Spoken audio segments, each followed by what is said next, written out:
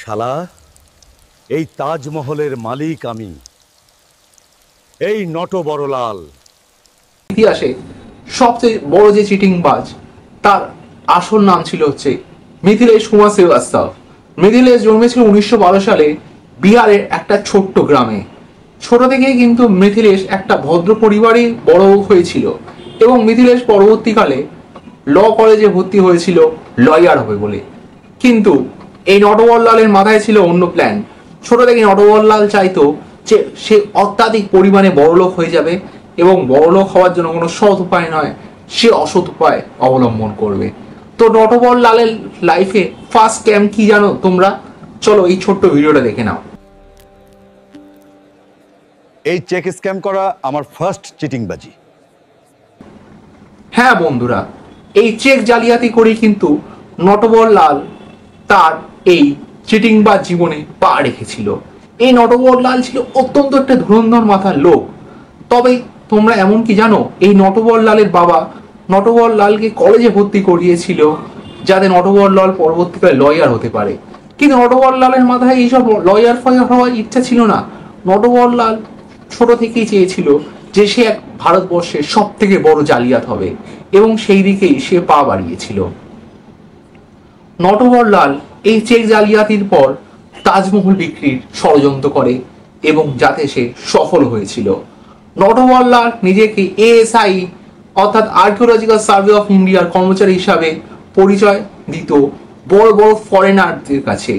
এই ফরেনাররা সহজেই নটবরলালের কথাবার্তা আকৃষ্ট হয়ে বিশ্বাস করে যেত যে হ্যাঁ ভাই, নটবরলাল সত্যিই তাদেরকে তাজমহল দিয়ে দিতে পারে। আজকের থেকে এই তাজমহলের মালিক আপনারা।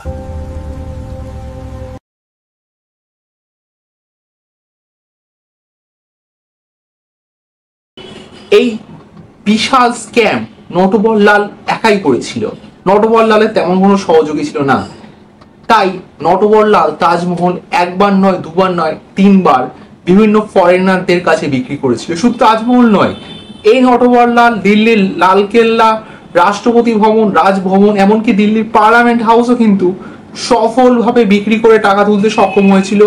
যদিও পরবর্তীকালে যে ফরেনাররা এগুলো কিনেছিল তারা দেখে যে সব নথিপত্রই জাল, অর্থাৎ নটবরলাল ছিল এত বড় রকমের স্ক্যামার। তো বন্ধুরা, নটবরলাল কিন্তু শুধু ফরেনারদের সঙ্গে স্ক্যাম করেনি। নটবরলাল সেই সময় ভারতবর্ষে যে সকল বড় বড় ধনী ব্যবসায়ীরা ছিল, আম্বানি, আদানি, ধীরুভাই আম্বানি, সবার সঙ্গে এই নটবরলাল স্ক্যাম করে গেছে। এমনকি বিড়লাদের সঙ্গেও এই নটবরলালের স্ক্যামের কথা আমরা দেখতে পাই। তো এখানে কোশ্চেন হচ্ছে, এত বড় একটা ক্রিমিনাল হওয়া সত্ত্বেও নটবরলালকে কেন পুলিশ কাস্টাডিতে নেয়নি? হ্যাঁ, অবশ্যই নটবরলালকে কাস্টাডিতে নেওয়া হয়েছিল এবং সব মিলিয়ে নটবরলালের 113 বছরের সাজা হয়েছিল। কিন্তু মাত্র 20 বছরে নটবরলাল কাকা জেল খেটেছিল। কি হবে? নটবরলাল জেল থেকে পালানো হয়েছিল অত্যন্ত ধুরন্ধর। নটবরলালের এমনকি একটা ঘটনা আছে যেখানে নটবর পুলিশ সেজে জেল থেকে পালিয়ে গেছে। এরকম পর্যায়ে একটা ধুরন্ধর ব্যক্তি ছিল নটবরলাল। নটবরলাল কিন্তু সই জাল করতে অত্যন্ত সুচতুর ছিল। সে তৎকালীন রাজেন্দ্র প্রসাদের সইও জাল করেছিল বলে অনেক জায়গায় এরকম দাবি করা হয়। তো এই নটবরলাল কিভাবে পালালো সেটাও ছিল একটা মারাত্মক ঘটনা বন্ধুরা। আমি নটবর, আমাকে ধরে রাখতে পারবি না।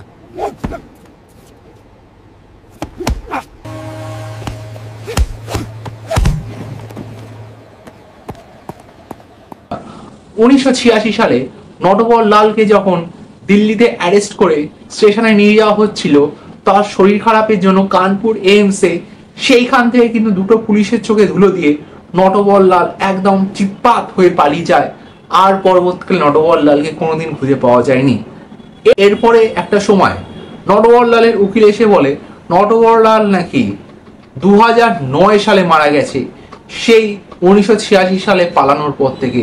কিন্তু নটবরলালের দাদা বলে নটবরলাল নাকি 1996 সালেই মারা গেছিল। অর্থাৎ নটবরলাল এমন একটা ধুরন্ধর পর্যায়ের ব্যক্তি ছিল যে সে নিজের মৃত্যুটাকে গোপন করতে সক্ষম হয়েছিল। হয়তো আজও কোথাও নটবরলাল লুকিয়ে লাইন, তো এটা কিন্তু হলেও হতে পারে, কেননা নটবরলাল ভারতবর্ষের ইতিহাসের সব থেকে বড় চিটিংবাজ, সব থেকে বড় জালিয়াত। নটবর লালের মতো কোনো জালিয়াত ভারতবর্ষে আগামী দিনে আসেনি, আর পরবর্তীকালে আসবে কিনা তাও জানা নেই। তো এই ভিডিওটা শেষ করার আগে আমরা নটবর লালের একটা ডায়লগ দিয়ে শেষ করছি। It is not difficult to catch Nato Borlal. It is impossible